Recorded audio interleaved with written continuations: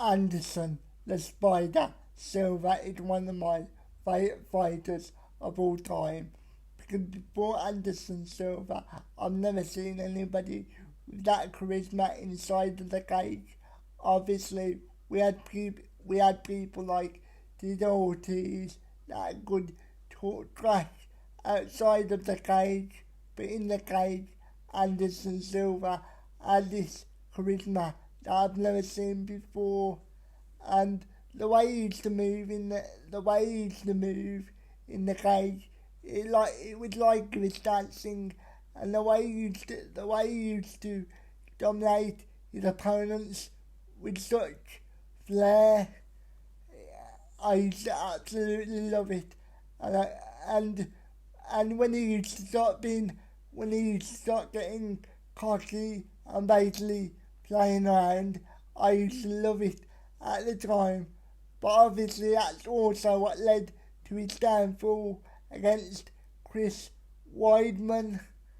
Imagine if he didn't play around against Chris Weidman. I personally think he beats Chris Weidman if he doesn't play around, and if he beats him, I wonder how did that change the future? Because obviously Anderson breaks his leg in the rematch with Weidman. So if the rematch doesn't happen, obviously I don't think Anderson doesn't break his leg, and I wonder how would that affected Anderson's career. And also when you think about Anderson Silva, that was always gonna come back and bite him eventually. Because obviously as you get older, your reflexes start to wane on you. So, and when he did try and make a comeback after his leg break, you can tell it was not the same fighter. Obviously, he had aged significantly, and he was just not the same fighter. But going back a little bit, I loved his series of fights with Chael Sonnen. Obviously, Chael verbally gave him the smackdown on the microphone, and in the first fight, I'm convinced Chael would have won that fight if it wasn't for the last gasp. What am I trying to say? If it wasn't for the last minute attempt at the triangle, I think Chael Sonnen would have won and become the champion. And obviously in the second match they had, Chael made a mistake, and then Anderson took advantage. And then and I remember the time where Dana White was so annoyed at Anderson because he was literally just playing around, and that was a big card that Anderson was headlining, but because he didn't respect his opponent, he was just playing around. And I think that was the first time that the UFC went to Abu Dhabi. I think it was. So I can remember Dana White being pissed, where he literally said to Anderson's manager, "You put the belt on him." And basically, after the fight, Dana did that interview with Ariel Helwani, and then we got the Chael fights, and it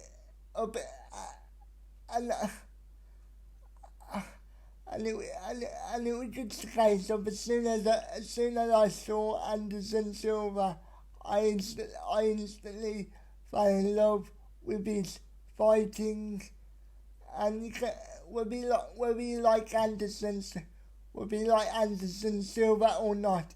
You can't deny that he changed the game, and I hope he beats Jake Paul in October. Because if Jake Paul beats him, it will break my heart, honestly. Because I don't want to see Anderson Silva losing to Jake Paul, even if it is old Silva. It would just break my heart. And as I said, will be like Anderson Silva or not, you can't deny that he changed the game in terms of fighting. And if he would have went to boxing years ago, I can't imagine what he could have done in his prime. Because even now he's destroying people in boxing. So yeah, and Anderson Silva's the man. Let me know what you think about Anderson Silva down below. Yes, he's had a couple of controversies, but doesn't every fighter?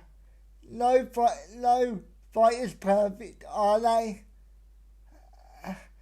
So yeah, Anderson Silva's definitely the GOAT. I can remember when he won the belt. I don't think I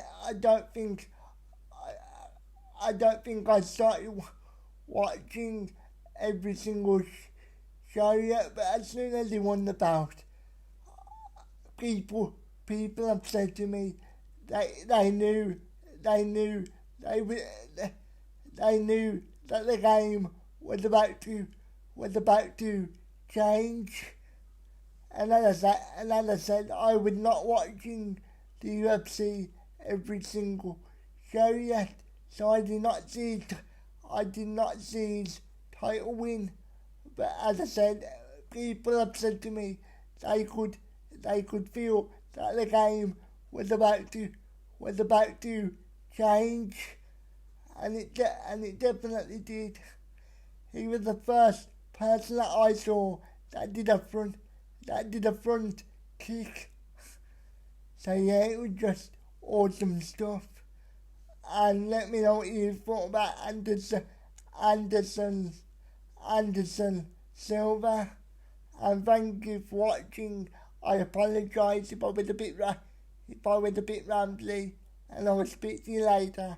Have a good day.